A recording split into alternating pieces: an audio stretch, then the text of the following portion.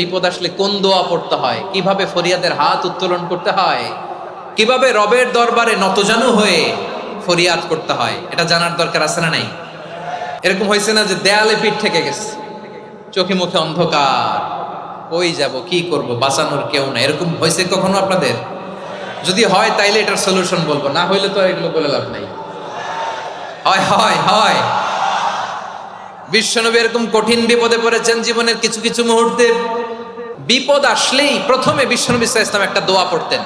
তিনি পড়তেন ইন্না লিল্লাহি ওয়া ইন্না ইলাইহি রাজিউন। নিশ্চয় আমরা আল্লাহর জন্য, নিশ্চয় আমরা কার দিকে ফিরবো ভাই? আবার কার দিকে ফিরবো?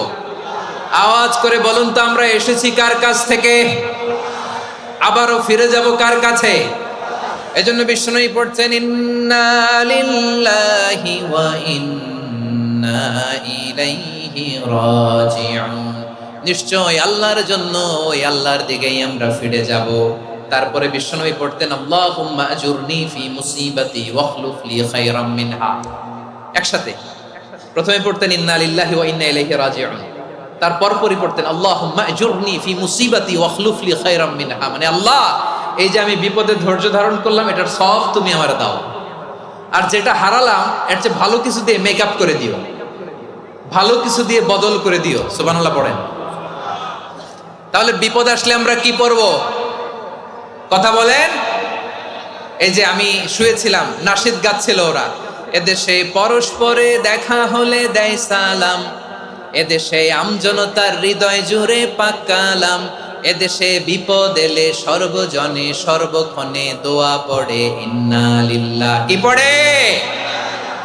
সুবহানাল্লাহ সুবহানাল্লাহ সুবহানাল্লাহ সুবহানাল্লাহ। এদেশে আজান শুনে সূর্য ওঠে শহর গ্রামে, এদেশে আজান শুনে সূর্য ডুবে সন্ধ্যা নামে, এদেশে সকল কাজে সবাই বলে বিসমিল্লাহ, এদেশে ভালো কিছু দেখে শুনে হাসি মুখে সবাই বলে মাশাআল্লাহ। সুবহানাল্লাহ পড়েন।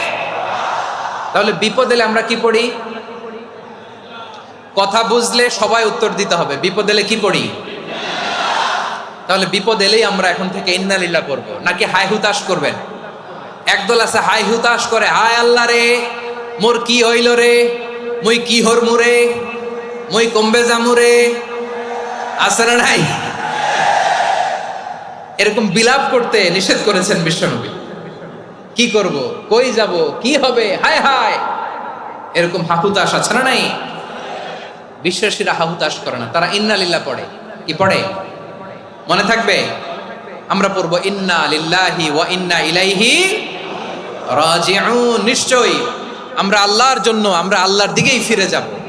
এরপর পড়বো আল্লাহুম্মা আজুরনি ফি মুসিবাতি ওয়াখলুফ লি খায়রাম মিনহা। আল্লাহ, আমি যে বিপদে ধৈর্য ধারণ করলাম এটার সওয়াব দিও, আর যা হারালাম তার চেয়ে ভালো কিছু দিয়ে বদল করে দিও। সুবহানাল্লাহ পড়েন। বিশ্বনবীর হাদিস শুনলেন উম্মে সালামা রাদিয়াল্লাহু তাআলা আনহা। ওনার স্বামী হলো আবু সালামা। মজার ঘটনা খেয়াল করে শুনেন আমার প্রিয় কলিজার টুকরা ভাইয়েরা। কানগুলো খরগোশের কানের মতো খাড়া করে আমার দিকে তাকান। সাইয়্যিদাতুনা উম্মে সালামা রাদিয়াল্লাহু তাআলা আনহা, ওনার স্বামীর নাম আবু সালামা। শ্রেষ্ঠ দম্পতি, শ্রেষ্ঠ ফ্যামিলি। প্রথমে হিজরত করেছিলেন হাবাসায়, পরে হিজরত করেছেন মদিনায়। উহুদ যুদ্ধের পরে ওনার স্বামী আবু সালামা ইন্তেকাল করলো, শহীদ হলো। সুবহানাল্লাহ পড়েন। যখন আবু সালামা ইন্তেকাল করলো, উম্মে সালামা রাদিয়াল্লাহু তাআলা আনহা কেঁদে কেঁদে হয়রান। আর নবীর শিখানো বাণী অনুযায়ী তিনি বারবার পড়ছিলেন ইন্না লিল্লাহ। কি পড়ছিলেন? মুই কই জামু, কি হরমু, এগুলো বলে নাই। কি বলছে? ইন্না লিল্লাহ। যেহেতু বিশ্বনবী বলেছেন কেউ যদি বিপদের প্রথম ধাক্কায় পড়ে ইন্না লিল্লাহি ওয়া ইন্না ইলাইহি রাজিউন, আল্লাহুম্মা আজুরনি ফি মুসিবাতি ওয়াখলুফ লি খায়রাম মিনহা, তাহলে এই বিপদে যে সে যা হারালো তার চেয়ে শ্রেষ্ঠ কিছু দিয়ে আল্লাহ তার বদল দিয়ে দিবে। এই হাদিস শুনে উম্মে সালামা রাদিয়াল্লাহু তাআলা আনহা ওনার প্রাণ প্রিয় স্বামী আবু সালামার ইন্তেকালের পরে চোখের পানি ছাড়ে আর পড়ে ইন্না লিল্লাহি ওয়া ইন্না ইলাইহি রাজিউন, আল্লাহুম্মা আজুরনি ফি মুসিবাতি ওয়াখলুফ লি খায়রাম মিনহা। বারবার এই দোয়া পড়ে চোখের পানি ছাড়ে, এই দোয়া পড়ে চোখের পানি ছাড়ে, আর মনে মনে বলে আবু সালামার মতো ভালো মানুষ মদিনাতে নাই, আবু সালামার চেয়েও ভালো মানুষ মদিনাতে নাই, তার চেয়ে ভালো মানুষ কি করে আল্লাহ তাআলা আমারে দিবে, তার চেয়ে ভালো মানুষ তো আমি মদিনাতে দেখি না। চোখের পানি দিয়ে বুক ভাসায় আর নবীর হাদিসের উপর আমল করে পড়ে ইন্না লিল্লাহি ওয়া ইন্না ইলাইহি রাজিউন, ইন্না লিল্লাহি ওয়া ইন্না ইলাইহি রাজিউন। পড়তে পড়তে চোখের পানি ছাড়ে আর চিন্তা করে বিশ্বনবী বললেন এই দোয়া পড়লে যেটা হারালাম তার চেয়ে ভালো কিছু দিয়ে আল্লাহ পুরস্কার দেয়। আবু সালামের চেয়ে ভালো মানুষ মদিনার মধ্যে আর কে হতে পারে? কি আজীব তামাশা, কি অবাক করা ঘটনা। কিছুদিন পরে দেখা গেল সাইয়্যিদুল মুরসালিন রাহমাতাল লিল আলামিন স্বয়ং বিশ্ব নবী উম্মে সালামাকে বিয়ের প্রস্তাব পাঠিয়েছে। স্বয়ং বিশ্ব নবী উম্মে সালামা রাদিয়াল্লাহু তাআলা আনহাকে বিয়ের প্রস্তাব পাঠিয়েছেন। উনি রাজি হয়ে গেলেন, বিয়ে হয়ে গেল, উনি হয়ে গেলেন উম্মুল মুমিনিন, আমাদের মা, পুরো মুসলিম উম্মার মা। চিৎকার করে বলেন আল্লাহু আকবার। তাহলে আমার প্রাণপ্রিয় ভাইয়েরা, বিপদে পড়লে আমরা পড়বো ইন্না লিল্লাহি ওয়া ইন্না ইলাইহি রাজিউন, আল্লাহুম্মা আজুরনি ফি মুসিবাতি ওয়াখলুফ লি খায়রাম মিনহা। পড়বেন? পড়বেন না? যারা যারা বিপদ আসলে এই দোয়াটা পড়বেন এখন থেকে আওয়াজ করে ইনশাআল্লাহ বলেন। যা হারাইছেন তার চেয়ে শ্রেষ্ঠ জিনিস দিয়ে বদলা দিবে কে? বিশ্বাস হয়? একটু সন্দেহ লাগে মনে হয়, একটু সন্দেহ আছে? যাদের বিশ্বাস হবে তাদের কি আল্লাহ উত্তম বদলা দিবে, ঠিক কিনা বলেন? তাহলে বিপদে পড়লেই প্রথমে আমরা এটা পড়ব। এরপরে বিপদ আসলে নিজেকে কি করে আল্লাহর কাছে সঁপে দিতে হয় এটাও জানার দরকার আছে না নাই? বিপদে প্রথমে ইন্নালিল্লাহ করলাম, ধৈর্য ধারণ করলাম, বিপদ থেকে উদ্ধারের সর্বোচ্চ চেষ্টা করলাম, আমার কাজ যখন শেষ তখন আমি আমার এই বিষয়টা আল্লাহর কাছে সঁপে দিব। কার কাছে সোপর্দ করব? কার কাছে? বিপদে বললে কেমন করে নিজেকে আল্লাহর কাছে সঁপে দিতে হয় আসুন সাইয়েদনা ইব্রাহিম আলাইহিস সালামের জীবনী থেকে জানি। হাতে রশি বেঁধে পায়ে রশি বেঁধে আল্লাহর খলিল ইব্রাহিম আলাইহিস সালামকে আগুনের মধ্যে নিক্ষেপ করা হবে। আহা, এটার বলে অগ্নি পরীক্ষা। উনি অগ্নি পরীক্ষার সম্মুখীন হয়েছিলেন। এজন্য কঠিন পরীক্ষাকে আমরা অগ্নি পরীক্ষার সাথে তুলনা করি, ঠিক কিনা? সাইয়েদনা জিবরাইল এসে বললেন, ও আল্লাহর খলিল, ওরা তো আপনার হাতও বেঁধে ফেললো, পাও বেঁধে ফেললো, নড়াচড়ার সুযোগ নাই, বলেন আমি জিবরিল ফেরেশতা আপনার জন্য কি করতে পারি? আল্লাহর খলিল ইব্রাহিম বলেন, ও জিবরাইল, তোমার কাছে আমার কোনো চাওয়া পাওয়া নাই। সুবহানাল্লাহ বলেন। তোমার কাছে বলার কিছু নাই, তোমার সাহায্যের আমার দরকার নাই। সাইয়েদনা ইব্রাহিম আলাইহিস সালামকে হাতে পায়ে রশি বেঁধে হাত পা বাঁধা অবস্থায় জ্বলন্ত অগ্নিকুণ্ডে যখন নমরুদের দলবল নিক্ষেপ করবে, আল্লাহর খলিল কিভাবে নিজেকে আল্লাহর কাছে সঁপে দিয়েছেন পটুয়াখালীর ভাইরা খেয়াল করে শুনুন। হাত পা বেঁধে আল্লাহর খলিলকে যখন নিক্ষেপ করা হবে, তিনি মুখ ফুটে বলে ফেললেন, হাসবুনাল্লাহু ওয়া নি'মাল ওয়াকিল। হাসবুনাল্লাহু ওয়া নি'মাল ওয়াকিল, আমার জন্য আল্লাহই যথেষ্ট, আমার জন্য আল্লাহই যথেষ্ট। তিনি আমার সবচেয়ে বড় গার্ডিয়ান, তিনি আমার সবচেয়ে বড় অভিভাবক। জিব্রাইলের সাহায্যে রফারকে ফিরিয়ে দিলেন। দুনিয়ার বুকে কারো কাছে কিছু বলেন নাই, মুখ ফুটে বলেছেন হাসবুনাল্লাহ। ও আমার পটুয়াখালীর প্রাণের ভাইয়েরা, খেয়াল রাখবেন, কোন বান্দা তার হাতে থাকা সব চেষ্টাটুকুন করার পরে মুখ ফসকে মুখ দিয়ে যখন বলে ফেলে হাসবুনাল্লাহ, বান্দা যখন হাসবুনাল্লাহ বলে ফেলে, ওই ব্যাপারটা ডিল করার দায়িত্ব স্বয়ং আল্লাহ আরশের উপর থেকে নিয়ে নেয়। আপনি যখন বলে ফেলবেন হাসবুনাল্লাহ, এটা ডিলিং করবে কে তখন? চিল্লায় বলেন না, তিনি কে? বান্দা তার সাধ্যের সবটুকু চেষ্টার পরে নতজানু হয়ে যখন বলবে হাসবুনাল্লাহ, আল্লাহ তুমি আমার জন্য যথেষ্ট, নি'মাল ওয়াকিল, তুমি আমার শ্রেষ্ঠ অভিভাবক, তখন তার কি দরকার না দরকার এটা ডিল করে স্বয়ং আল্লাহ। নিক্ষেপ করা হলো সাইয়েদনা ইব্রাহিমকে অগ্নিকুণ্ডলিতে। হাজার হাজার মানুষের দৃশ্য দেখার জন্য জড়ো হয়েছে এরকম বিশাল ময়দানে। কিন্তু কি অবাক করা ঘটনা, সবাই ভয় পাচ্ছিল, না জানি কি হয়ে যায়। আল্লাহর খলিলকে যখন আগুনের কুণ্ডলিতে নিক্ষেপ করা হয়, আল্লাহর খলিল ইব্রাহিম আগুনের কুণ্ডলীর মধ্যে বসে বসে মানুষগুলোর দিকে তাকিয়ে হাসতে শুরু করে দেয়। কারণ আকাশ থেকে রব্বুল আলামিন স্পেশাল ভার্ডিক্ট নাজিল করেছেন, স্পেশাল হুকুম জারি করেছেন, কুলনা ইয়া নারু কুনি বারদান ওয়া সালামান আলা ইব্রাহিম। ও আগুন খবরদার, সৃষ্টি শুরু থেকে তোকে একটা ধর্ম আমি বাতলে দিয়েছিলাম, তোর ধর্ম। আগুনের ধর্ম হলো যা পাবে জ্বালিয়ে ছারখার করবে। আল্লাহ বলল, আগুন তোর ধর্ম দিয়েছিলাম, তুই সব জ্বালিয়ে পুড়িয়ে ছারখার করে দিবি, কিন্তু ক্ষণিকের জন্য আমি তোর জ্বালিয়ে দেওয়ার ক্ষমতাটাকে কেড়ে নিলাম। জ্বালিয়ে ভস্ম করে দেওয়ার ক্ষমতা আমি কেড়ে নিলাম। কুনি বারদান, ঠান্ডা হয়ে যা, কিন্তু এত বেশি ঠান্ডা হবি না আবার আমার ইব্রাহিমের জন্য সর্দি লেগে না যায়। সুবহানাল্লাহ, এত আসতে বললে হবে? কুনি বারদান, বারদ মানে বরফ, ঠান্ডা। ঠান্ডা হ, কিন্তু এত ঠান্ডা হবি না যাতে আমার ইব্রাহিমের কষ্ট হয়। আগুন বলে, আল্লাহ একবার বললাম ঠান্ডা হ, আবার বলো এত ঠান্ডা হবি না যাতে খলিলের সর্দি না লাগে। কেমন ঠান্ডা হব, কেমন এনভায়রনমেন্ট তৈরি করে দেব বলো? আল্লাহ বললেন, সালামান আলা ইব্রাহিম, আমার খলিল, আমার কলিজা, আমার ইব্রাহিমের জন্য তুই জান্নাতের গুল বাগিচা হয়ে যা। ও ভাই, নবী মুসার মতো ঈমান হলে রাস্তা হবে সাগর জলে, নবী ইউসুফের মতো ঈমান হলে একে একে দরজা খোলে।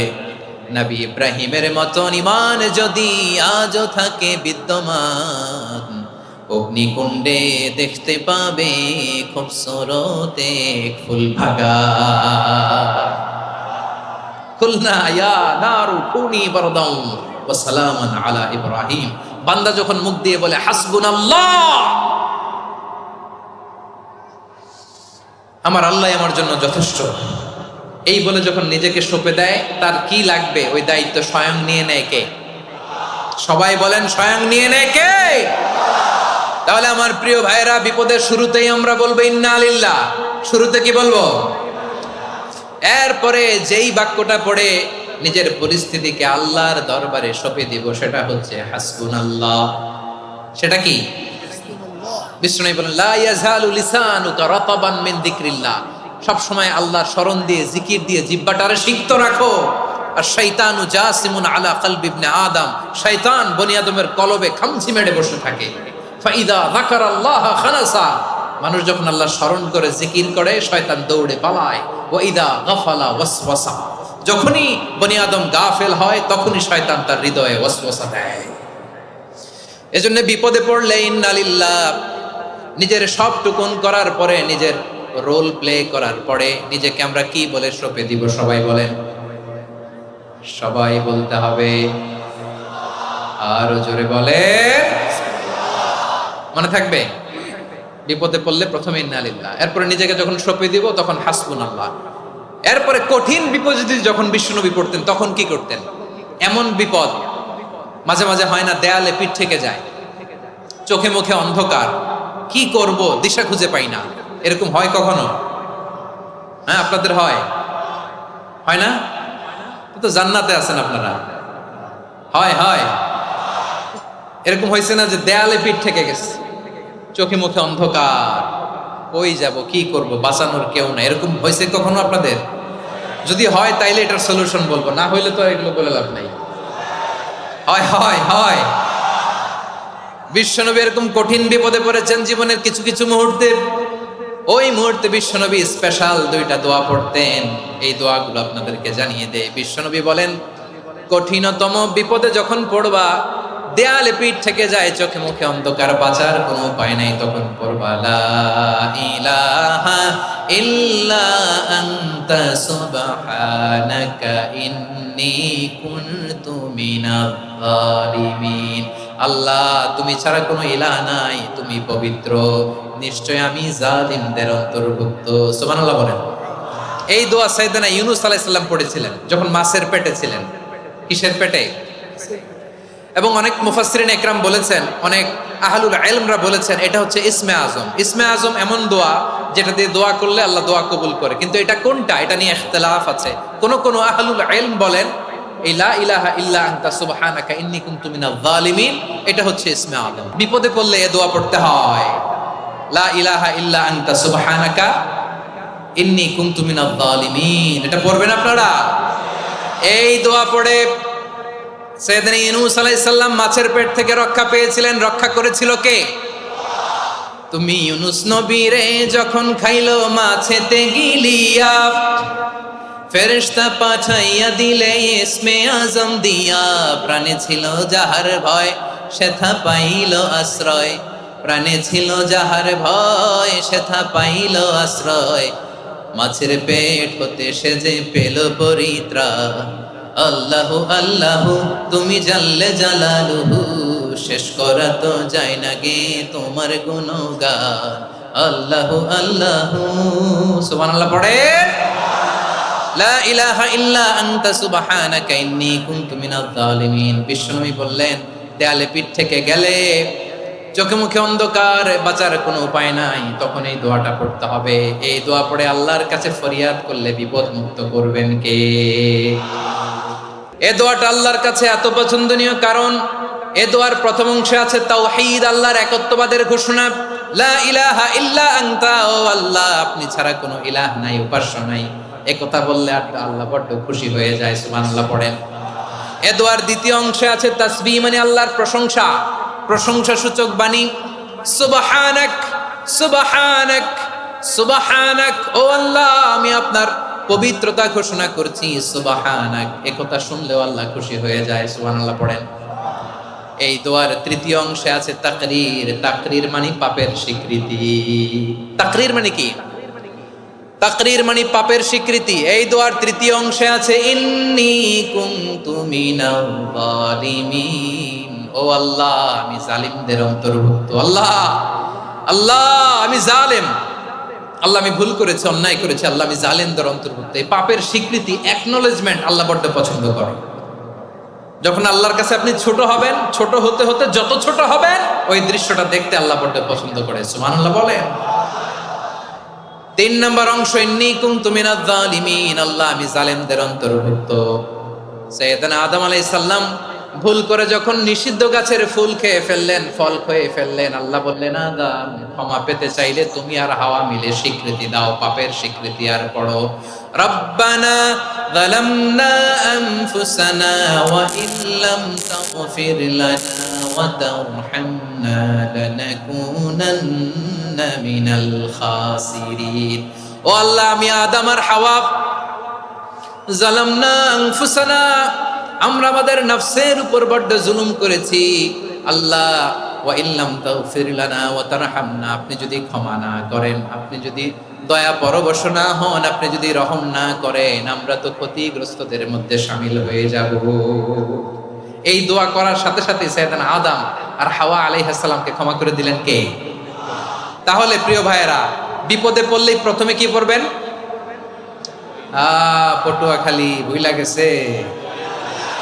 বিপদে পড়লেই প্রথমে ইন্না লিল্লাহ কি বলে নিজেকে আল্লাহর কাছে সঁপে দিতে হয়?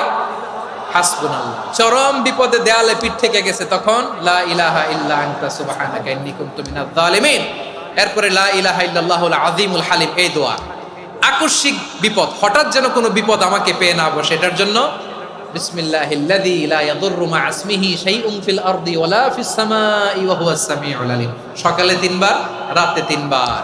আর মারাত্মক tension, hyper tension, anxiety, depression থেকে বাঁচার জন্য 2 দোয়া, ইয়া হাইয়ু ইয়া কাইয়্যুম, ইয়া হাইয়ু ইয়া কাইয়্যুম, মনে থাকবে। আর আল্লাহুম্মা ইন্নী আবদুক, এই দোয়া। ঋণ থেকে বাঁচার জন্য 2 দোয়া, আল্লাহুম্মা ইন্নী আউযু বিকা মিনাল হাম্মি ওয়াল হাযান, এটা। আর আল্লাহুম্মা কফিনি বিহালালিকা আন হারামিকা ওয়া আগনিনি বিফাদলিকা আম্মান সিওয়াক। আর সব সময় পড়ার জন্য একটা আমল দিয়ে যাই, উঠতে বসতে, অফিসে যাচ্ছেন, অফিস থেকে ফিরতেছেন, বসে আছেন, শুয়ে আছেন, ছোট্ট এক শব্দে আমরা যেন বেশি বেশি পড়ি আস্তাগফিরুল্লাহ। আওয়াজ করে আমার সাথে পড়ুন আস্তাগফিরুল্লাহ। আবার পড়ুন আস্তাগফিরুল্লাহ। আল্লাহ রাসূল সাল্লাল্লাহু আলাইহি ওয়াসাল্লাম বলেন, মান লাজিমাল ইস্তিগফার, যে সব সময় এরকম ইস্তিগফারের সাথে লেগে থাকে, জাআলাল্লাহু লাহু মিন কুল্লি যিকিন মাখরাজা, আল্লাহ তাআলা তাকে কোনো বিপদে আটকান না, সে জীবনে আটকাবে না। যে কোনো বিপদে আল্লাহ তার রাস্তা বের করে দিবে, way out, you will get a way out and solution. সুবহানাল্লাহ।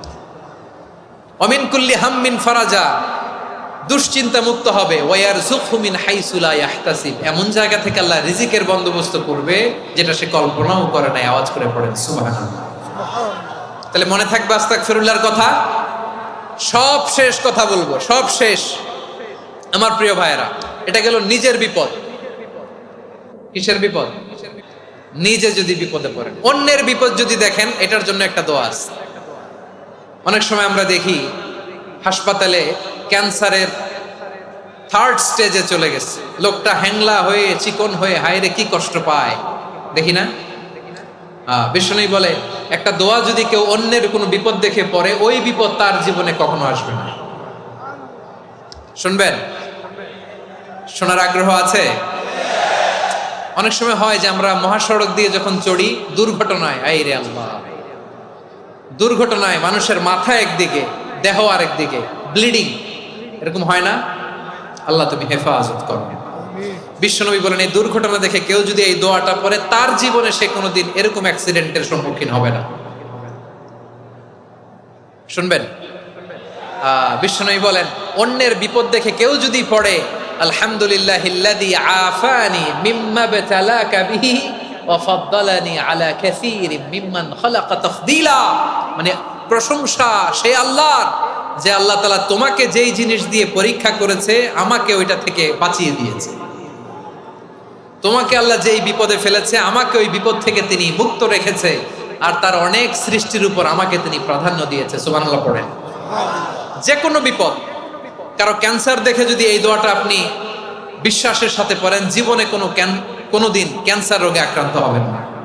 দুর্ঘটনা দেখে যদি পড়েন, ওই দুর্ঘটনা আপনাকে স্পর্শ করবে না। যে কোনো কারো বিপদ দেখে যদি কোনো বিশ্বাসী বান্দা এই দোয়া পড়ে, বিশ্বনবী বলেন লাম ইউসিবহু যালিকাল বালা, ওই বিপদ তাকে আর ধরবে না।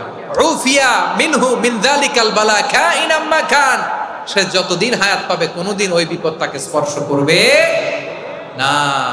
এই দোয়াটা পড়তে রাজি আছেন আমার প্রিয় ভাইরা? তাহলে পুরো আলোচনার সেন্ট্রাল থিম হচ্ছে আমাদের জীবনে বিপদ আসবে, কষ্ট আসবে, দুঃখ আসবে, কিন্তু বিপদে আপদে আমরা হাল ছেড়ে দিব না, হতাশ হব না। মুমিন হতাশ হয় না, নিরাশ হয় না, হাল ছেড়ে দেয় না। মুমিন ভরসা রাখে একজনের উপর। আওয়াজ করে বলুন তিনি কে? বিপদে পড়লে আমাদেরকে উদ্ধার করে কে? আবার আমাদেরকে যদি কোনো নেয়ামত আল্লাহ দিতে চান, ওইটা কেড়ে নেওয়ার ক্ষমতা কারো আছে? তাহলে আমরা কানেক্টিভিটি বাড়াবো কার সাথে? আমাদের প্রার্থনার ফরিয়াদের হাত তুলবো কার কাছে? রাজি আছেন? পটুয়াখালীর ভাইয়েরা, মনে থাকবে কথাগুলো। আল্লাহ তাআলা আমাদের সবাইকে কথাগুলো বোঝার ও আমল করার তৌফিক দান করুন।